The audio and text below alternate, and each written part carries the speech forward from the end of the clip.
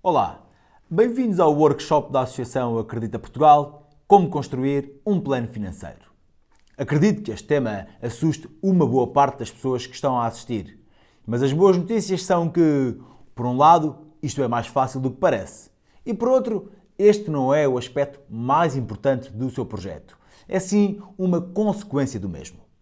O meu nome é João Gonçalo Cunha e sou o CEO da Acredita Portugal, o vosso anfitrião nestas sessões de formação online que desenvolvemos para si. Vamos começar por introduzir os objetivos deste workshop. Um primeiro objetivo será aprender a estimar os custos, as receitas e o investimento que o seu projeto vai precisar. Esta será a parte técnica deste workshop, por assim dizer, que tentaremos simplificar. Acredito que no final não terá grandes dificuldades em fazer estas estimativas de forma autónoma a partir de casa. O segundo objetivo, talvez mais complexo, é o de ser capaz de entender as métricas que vão ser usadas ou interpretadas por investidores ou entidades financiadoras para avaliar a solidez do seu projeto. O que é que eles procuram saber?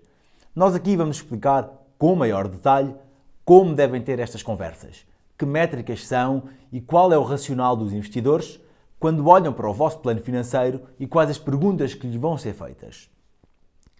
Num terceiro objetivo, vamos falar de um tema muito importante, talvez até mais importante do que a própria elaboração do plano financeiro, que são as técnicas para reduzir os custos de arranque do investimento inicial. Um bom projeto empreendedor é um projeto que se lança de forma gradual, com baixo investimento inicial e que vai recolhendo informação muito valiosa para fazer as primeiras vendas, antes de se fazer um investimento em maior escala.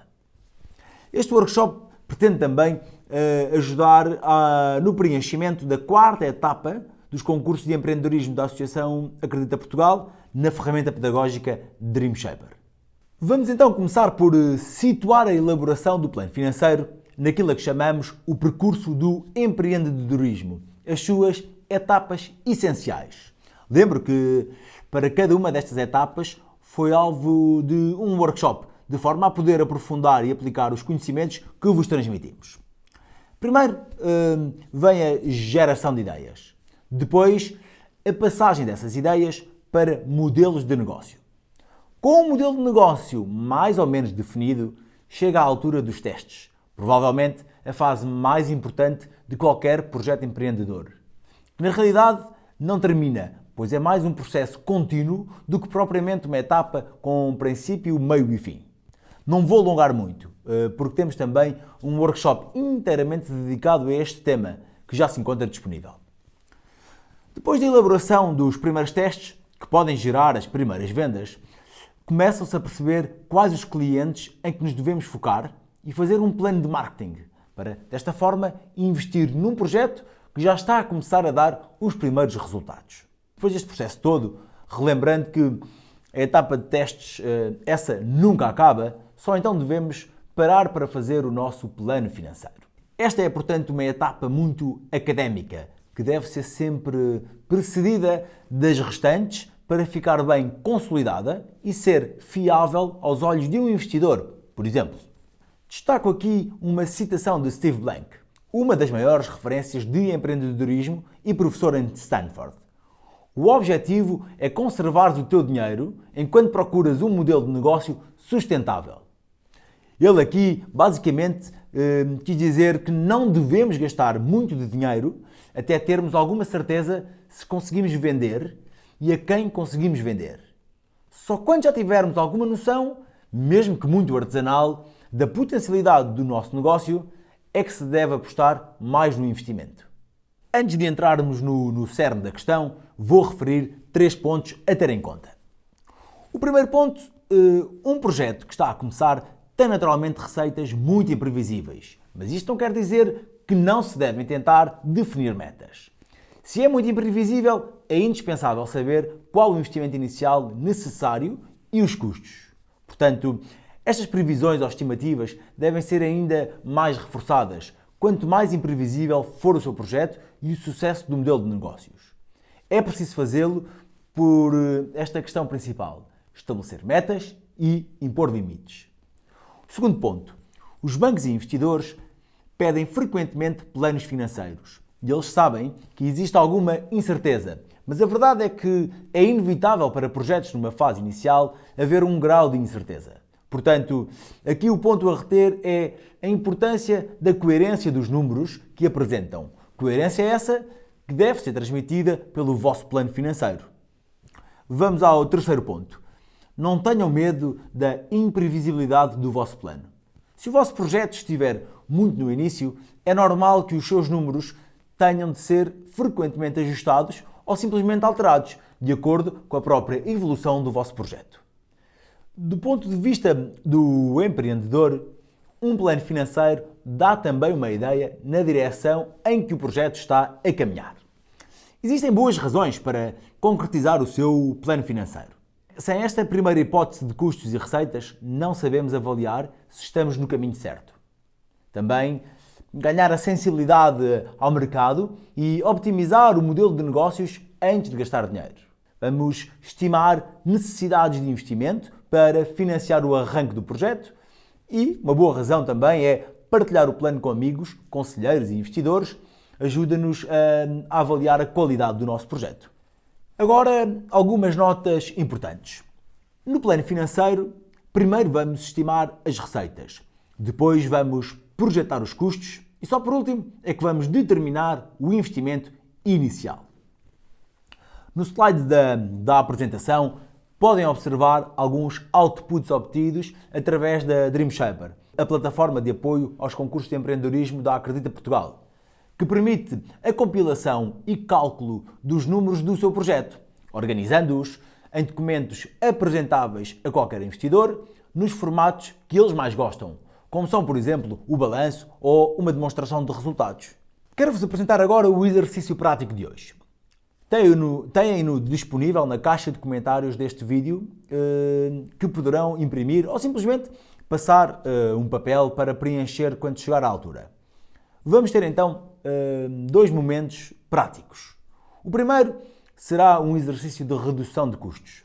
Reparem que fazer um plano financeiro é ter pensado como ter menos custos e mais receitas. Nós vamos passar pela parte técnica de como fazer um plano financeiro, mas iremos também apresentar técnicas para reduzir custos e necessidades de investimento.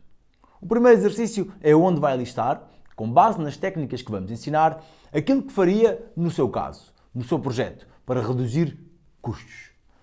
No segundo exercício, seguindo a lógica do primeiro, vamos falar de investimento inicial e de como o poderão reduzir. Neste sentido, a estrutura deste workshop é muito simples. Começamos pelas receitas e custos e depois vamos ao investimento. Terminaremos por fazer referência às métricas que devemos usar para negociar com investidores. Para fazer o seu plano financeiro, só precisa de 3 conceitos teóricos. O primeiro, existem vários tipos de receitas. Vendas únicas, vendas recorrentes, alugueres ou patrocínios são algumas delas. Penso que isto será claro. De referir apenas que a diferença entre donativos e patrocínios é apenas que num patrocínio existe uma contrapartida contratualizada, nem que seja só a divulgação do patrocinador, enquanto que um donativo não existe essa obrigatoriedade. O segundo ponto, temos, por um lado, custos variáveis e, por outro, custos fixos. Os custos variáveis são aqueles que aumentam quando as vendas aumentam. Portanto, se eu estiver a fazer pastéis de nata e se de repente eu começar a vender muitos mais, vou ter de comprar mais farinha. É um exemplo. Quanto aos custos fixos, podem consistir, por exemplo, num forno para produzir pastéis de nata, porque não irei precisar de um segundo forno para produzir mais pastéis. Neste ponto, não é necessário perceber muito de contabilidade. É preciso apenas seguir o exemplo e perceber quais é que aumentam diretamente com a produção e quais é que se mantêm. Vamos a isto então. O que vamos fazer é, primeiro, definir quais as principais fontes de receita. Por exemplo, se estiver a vender sapatos, naturalmente que a primeira fonte de receitas será a própria venda de sapatos. Para melhor esquematizar as suas vendas, poderá dividir o seu produto por categorias. Por exemplo, sapatos de mulher, sapatos para homens e sapatos desportivos. Depois, convém definir o tipo de receita para cada uma das fontes de receita. Relembro que estas podem assumir várias formas: patrocínios, donativos, subscrições, alugueres ou vendas únicas. Neste exemplo de venda de sapatos, serão receitas de tipo venda única. Tendo isto estabelecido, poderá começar a estimar as suas receitas para cada uma das categorias de produto ou serviço que constituem a sua ou as suas principais fontes de receita. Geralmente, para um projeto em fase inicial, estas estimativas fazem-se num espaço temporal de 3 anos, começando pelas previsões para o momento do lançamento. Poderão não projetar nenhuma venda para o momento de lançamento, mas apenas para os 6 meses seguintes, por exemplo. Isto depende das vossas expectativas e do tipo de produto ou serviço que estão a vender. Se for um bem de consumo em grande escala, poderão pensar em vender mais logo no início.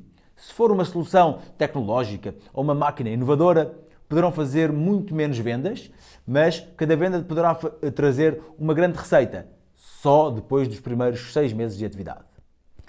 No fundo, as vossas estimativas dependem da vossa análise de quem são os vossos potenciais clientes e do tipo de produto ou serviço que estão a disponibilizar. Passando agora à parte dos custos. Basicamente vamos dividir em 2 tipos.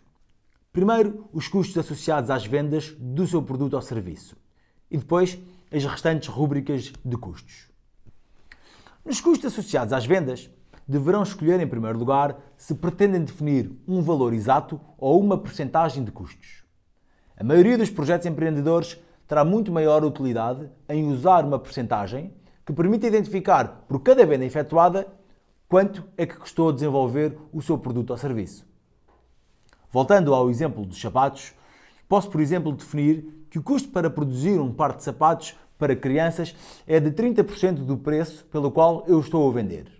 Com esta projeção, podem pegar na previsão de receitas que fizeram anteriormente e ganhar já um comparativo entre estas receitas estimadas e os custos associados, e assim perceber a margem que define o que realmente vão receber pela venda de um par de sapatos. Por todos os outros custos, podemos estar a falar de um designer ou de um fornecedor de tecido, no exemplo dos sapatos, mas também podemos estar a falar de advogados, contabilistas ou até de rendas das lojas. Basicamente, todos os outros custos de apoio à atividade fora do âmbito da própria produção do produto ou desenvolvimento de serviço que estamos a vender. Recapitulando todas estas informações, já estimamos as nossas receitas e os nossos custos. São estes os elementos principais que qualquer investidor vai querer ver quando apresentar o seu projeto. Obviamente, esta será apenas uma primeira versão que vão ter de ir editando conforme se alterarem as vossas projeções. Vou agora falar um pouco de uma rubrica específica que gostaria de destacar: os custos com pessoal. Como é que eu calculo os custos que eu vou ter com um eventual colaborador ou com um membro da equipa, para além do salário líquido que lhe vou pagar ao fim do mês? Para simplificar, o colaborador recebe o salário líquido, só que, segundo a legislação portuguesa, ele vai ter de pagar IRS e Segurança Social ao Estado. E para além disso, nós, enquanto empregador, também teremos de pagar IRS e Segurança Social. Não vou aprofundar muito. Poderão ver na apresentação os valores aproximados de quanto lhe irá custar cada colaborador por mês, para além do valor base de salário que lhe irá pagar. O importante aqui é ter presente que os custos com pessoal serão sempre superiores em pelo menos 50% ao salário que estes irão efetivamente receber no final do mês. Contabilize e coloque estes valores no papel para não se deixar surpreender. Muito bem. Tendo estimado as nossas receitas e os nossos custos, podemos montar uma primeira previsão dos nossos resultados. Com as nossas estimativas de receitas e custos, obtemos aquilo a que se chama uma demonstração de resultados. Temos as receitas logo em primeiro, seguidos dos custos de matérias vendidas, que são os tais custos associados às vendas, e depois outros custos. Depois temos isto do EBITDA. Podem pensar nisto como o lucro que vão ter pela margem entre as receitas e os custos que estimarem. Depois temos aqui um conjunto de ajustes de natureza financeira. As depreciações e amortizações basicamente são uma forma de demonstrar que os bens que adquirem para a vossa empresa vão se desgastando com o tempo. E por fim, a contabilização de impostos. Eu agora queria focar-me em passar as técnicas que lhes podem ser úteis para optimizar as receitas. Tendo como base os testes que já tenham realizado, por mais básicos que sejam, poderão primeiro segmentar melhor o vosso público e focar-se em melhorar o vosso produto de acordo com o mercado que já têm definido como preferencial. Uma ótima forma é ajustar o preço e criar condições para um cliente voltar depois de ter testado o vosso produto.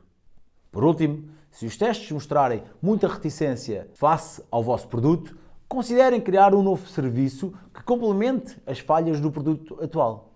Mas o verdadeiro exercício do empreendedor para sustentar os seus projetos está em reduzir custos. A primeira técnica é relativa aos custos de produção. A lógica é de produzir aquilo que quer vender de forma mais barata.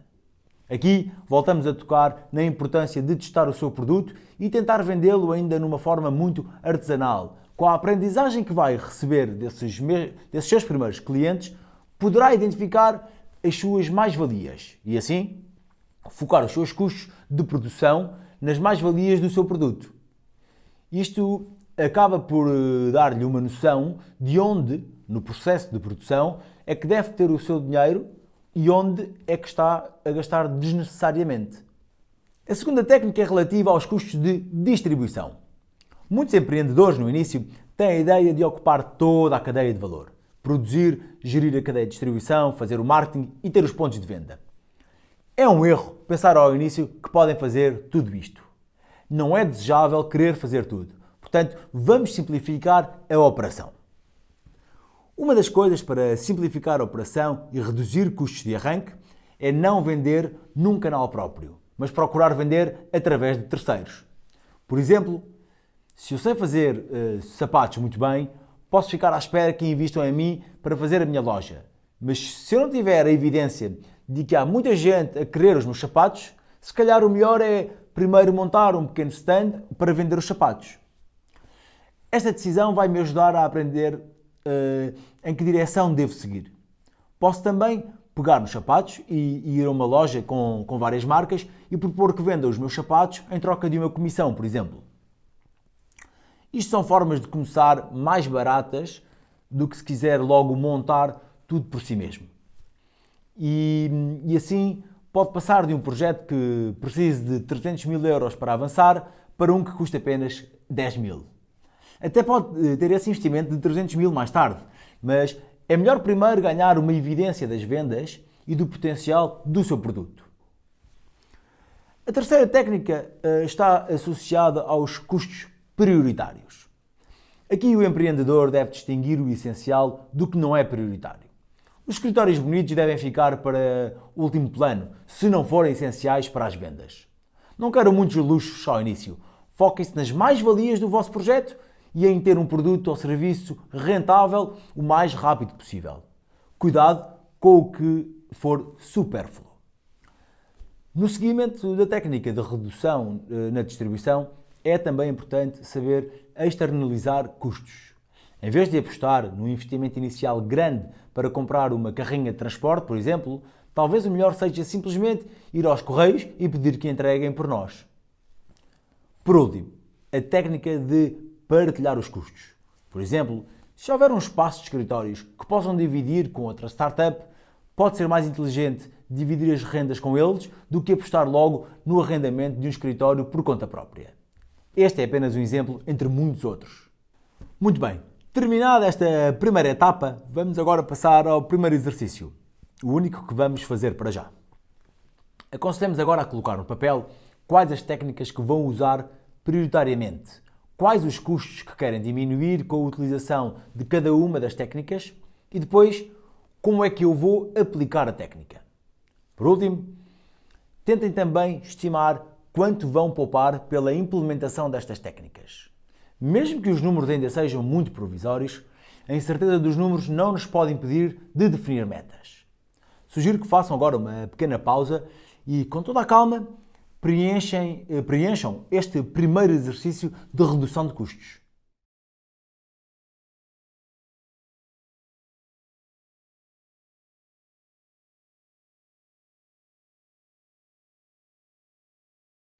Quero agora apresentar-vos o caso de sucesso dos concursos da Acredita Portugal, o David Dourado dos Santos, com o projeto Be Gentleman.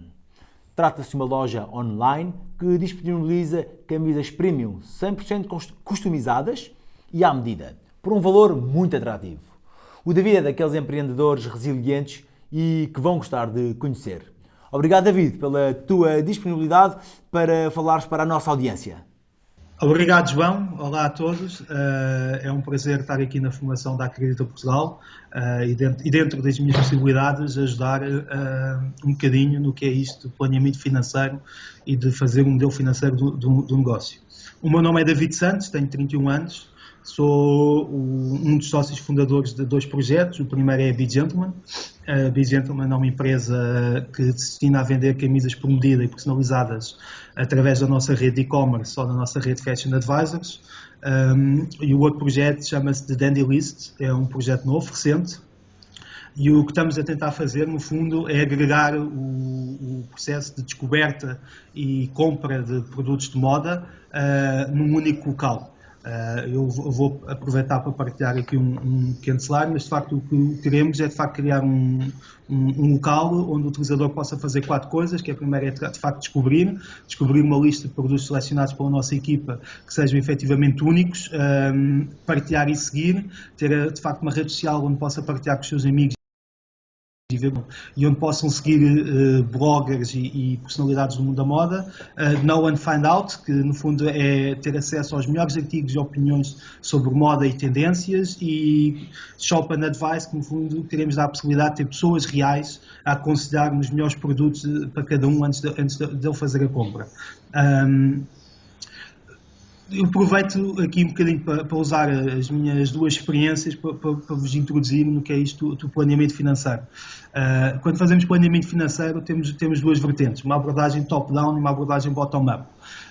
Numa abordagem top-down, usualmente vocês vão pegar no mercado global e vão tentar perceber, face ao mercado e ao comportamento global desse mercado, qual é que é a percentagem de mercado que conseguimos ter.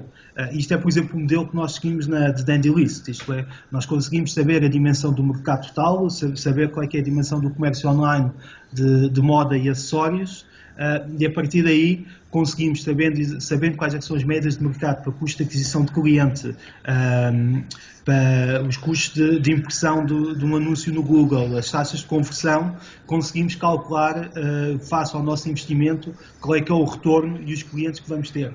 E também considerando as médias de mercado de valor médio por compra, valor médio, número médio de compras, conseguimos estimar também um pouco as nossas receitas, e a partir deste exercício conseguimos perceber qual é que é a nossa evolução e qual é que é a parcela de mercado que conseguimos ter. Uma abordagem bottom-up é um pouco diferente, é uma abordagem que implica contabilizar exatamente cada linha de custo e cada linha de receita e conseguir antecipar qual é que é a evolução que vamos ter neste cenário. É, por exemplo, o que nós fizemos no caso da Be Gentleman. Porquê? Porque tratando de camisas é muito mais difícil eu saber qual é que é o mercado mundial de camisas. É também muito mais difícil eu saber qual é que é o mercado mundial de camisas por medida, e, portanto, eu não consigo estimar ou antecipar qual é que é a minha cota de mercado que eu vou ganhar nesse mercado. Ou seja, eu preciso de ir linha a linha, estimar exatamente quanto é que me vai custar cada cliente, ou seja, saber exatamente que ações de marketing e de aquisição de clientes eu vou desenvolver, qual é que é o retorno, e a partir daí conseguir estimar qual é que é o valor ao longo do ciclo de vida desse cliente que ele me vai dar, ou seja, quantas compras é que me vai fazer, quanto preço e qual é que é o retorno que eu vou obter. Okay? Por isso leva-me aos fatores-chave quando fazem um planeamento financeiro. Isto é preciso ter muita atenção quando fazem um plano financeiro, a folha de Excel aceita tudo o que lá ponham. Portanto, é preciso ter muito cuidado quando fazem os vossos pressupostos. Os vossos pressupostos são tudo. Não há nada mais importante que assumir os pressupostos corretos. Avancemos agora para a segunda parte deste workshop. Queria começar com uma pergunta. Será que com a informação que lhe demos já sabe quanto dinheiro precisa para lançar o seu projeto? A resposta é não. Por enquanto, ainda só vimos que custos e que receitas vamos ter. Lanço-me outra questão. O que é que os investidores me vão perguntar? Como é que eu sei se o meu projeto está no bom caminho ou não? São estas perguntas que vamos desenvolver nesta segunda parte do workshop. Olhando para este slide, com o meu exemplo dos sapatos e com números muito provisórios, temos aqui no eixo vertical o valor dos custos e na horizontal o tempo. O que é que nós temos garantido? Quando começarmos, vamos ter sempre custos. Esta é a única promessa que podem fazer aos vossos investidores e a vocês mesmos. Portanto, aqui no meu exemplo, temos a linha dos custos que vai aumentando ao longo do tempo. Isto é uma inevitabilidade. O menos certo são as receitas, que aparecem naturalmente mais devagar do que os custos. Tipicamente, as receitas num projeto empreendedor têm este formato. Ao início é muito baixo e reparem que no primeiro ano ainda estamos a falar de receitas baixas à volta dos 25 ou 30 mil euros. E só depois começam a crescer. No lançamento, estamos ainda a entrar no mercado. Estamos a aprender a vender. É importante perceber que este período é muito variável segundo os projetos, o mercado e, sobretudo, a velocidade a que estamos a aprender a vender. O mais difícil nesta fase é ser capaz de escalar as suas vendas, um dos maiores desafios para qualquer empreendedor. É só aí que as vendas começam a aumentar consideravelmente e os custos estabilizam. É importante reter que os custos crescem mais rápido e as receitas mais devagar no início da grande maioria dos projetos. Aqui no meu exemplo, o que é que aconteceu aos meus sapatos? No primeiro ano, tivemos custos superiores às receitas. No primeiro ano, o meu projeto perdeu 30 mil euros e já tinha perdido outros 20 mil antes. Ao final do primeiro ano, as receitas atingem o mesmo que os custos, à volta dos 50 mil euros. Este momento é aquilo que se chama o ponto crítico ou break-even, quando as receitas operacionais começam a cobrir os custos operacionais. E este é o maior marco num projeto empreendedor. Não deixem de celebrar este momento. Resumindo, temos aqui todas as principais fases contempladas numa análise a um projeto empreendedor. O momento inicial em que estamos a perder dinheiro, ou seja, as perdas operativas. O valor que vamos perdendo é que vai acumulando. Isto é perfeitamente normal, apesar de depender muito de projeto para projeto. E têm de ver onde vão buscar esse dinheiro. Os investidores não se assustam com isto, por isso não fiquem vocês também. O importante para um investidor é que saibam fazer uma estimativa dessas perdas. Só isso. Temos como segundo ponto de análise o burn rate, ou gasto médio por mês. Verificamos que este era muito elevado nos primeiros meses e depois foi encurtando. Isto prova que a operação está a queimar cada vez menos dinheiro, até chegar ao ponto crítico. Neste momento deixamos de queimar dinheiro. Portanto, o gasto médio por mês é basicamente uma medida da velocidade a que estamos a perder dinheiro. Muitos investidores podem perguntar qual é o seu burn rate, que equivale basicamente a saber dizer quanto dinheiro é que está a gastar por mês no projeto e quando é que pretende atingir o ponto crítico.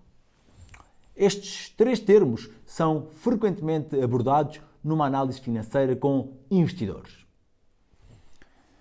Agora, imaginem, no meu exemplo dos sapatos, que eu tinha de comprar uma fábrica de sapatos. Este dinheiro ainda não entrou neste gráfico, porque é um investimento. Relembro que os custos é o que se gasta no dia-a-dia da sua atividade, enquanto que o investimento consiste numa aquisição para a empresa e que tem uma duração de vida de pelo menos 3 anos. Um bom projeto empreendedor é um projeto que sabe adiar o investimento inicial para quando temos a certeza de que vai correr bem. Imaginemos que nos primeiros meses gastou-se 150 mil euros, por exemplo, a comprar uma pequena fábrica. E nos 6 meses seguintes gastou-se 50 mil euros a comprar equipamento para a fábrica e no primeiro ano ainda se fizeram outros investimentos. Quanto dinheiro é que este projeto empreendedor precisa de pedir para lançar isto? É muito simples. A soma do dinheiro que se queimou para chegar ao break-even mais o investimento inicial. É este o total que deve pedir de investimento para o seu projeto. Vamos então falar um pouco mais de investimento. Relembro que aqui já não estamos a falar de receitas ou custos, mas sim de ativos. Temos então 2 tipos de investimento. Por um lado, aquele que é palpável, terrenos, edifícios, equipamentos. Por outro, há investimento que não podemos tocar, os intangíveis, como por exemplo softwares de computador ou uma patente, por exemplo. Quanto às depreciações e amortizações, peço que não percam muito tempo a pensar nisto. Mas basicamente, se gastarmos 1 milhão a construir uma fábrica, com o tempo ela vai degradando-se. É um ativo que vai perdendo valor. No nosso dia-a-dia temos esse exemplo com o carro, que vai perdendo valor à medida que vai sendo usado e à medida que o tempo passa. E acabamos por vender normalmente por um valor inferior ao que compramos. Passando agora aos documentos que surgem em consequência de uma análise ao investimento, que um investidor ou um banco nos pode pedir.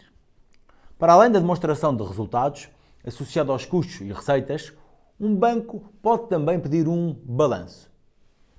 Num balanço temos os passivos e os ativos, incluindo aqueles ativos que eu comprei e como é que os financiei.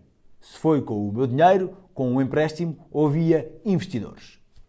Falando das métricas utilizadas quando falamos de investimento, temos o ponto crítico ou break-even, que como já referimos é o momento quando as nossas contas se equilibram. Temos os fluxos de caixa, que é basicamente medir o lucro ou perda em caixa durante um determinado mês. As necessidades de investimento, que são no fundo a soma das perdas acumuladas até ao tal ponto crítico, mais o investimento inicial que tiver sido feito até esse momento. Investimentos que queremos fazer daqui a 10 anos já não fazem parte destas métricas ou previsões, porque nessa altura podemos já estar a gerar dinheiro e poderá não ser necessário.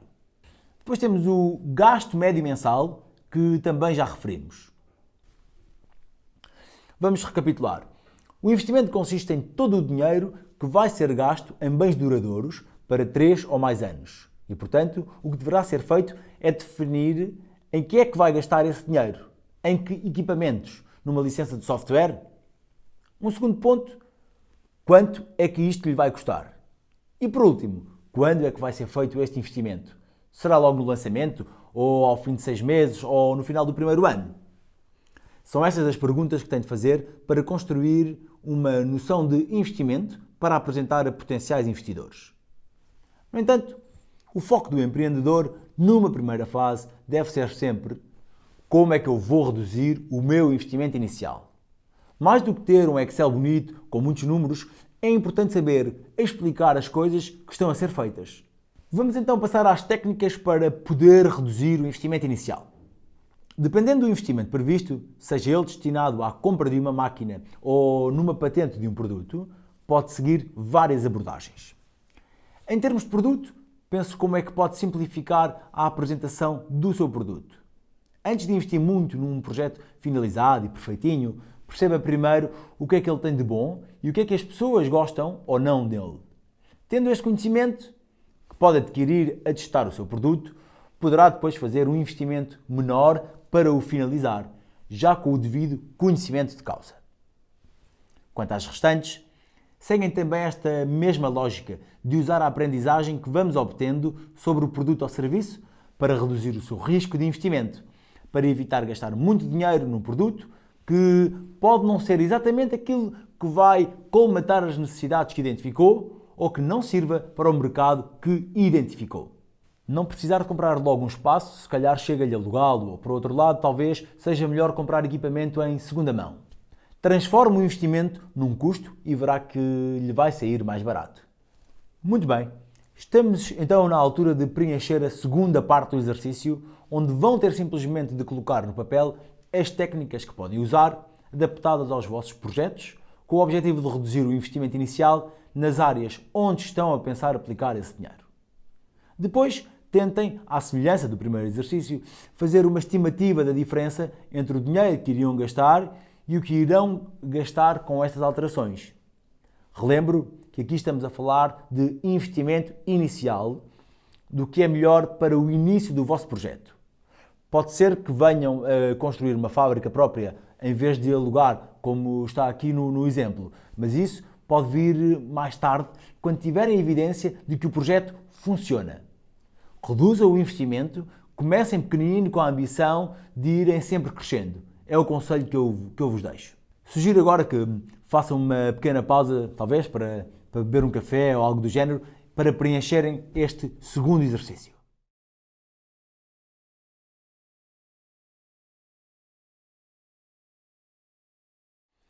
Antes de terminarmos, peço que não se esqueçam de nos ajudar sempre a melhorar os conteúdos da formação da Acredita Portugal, respondendo ao nosso inquérito de satisfação que se encontra na caixa de comentário deste vídeo. Demora apenas 1 minuto e só a vossa franqueza na avaliação nos poderá fazer evoluir. Aproveito para alertar para a próxima formação da Acredita Portugal. Pitch vencedor, como apresentar o seu projeto a investidores. São 10 horas de formação intensivas, onde vai testar o seu pitch por 4 vezes, junto de investidores e mentores. Os formadores têm milhões de euros de financiamento no seu portfólio. Não perca, é um investimento para a vida. E pronto, agora sim, caso tenham alguma dúvida acerca do plano de formação da Acredita Portugal, enviem-nos um e-mail para formacão@acreditaportugal.pt. Acredito que o link esteja já aqui em baixo.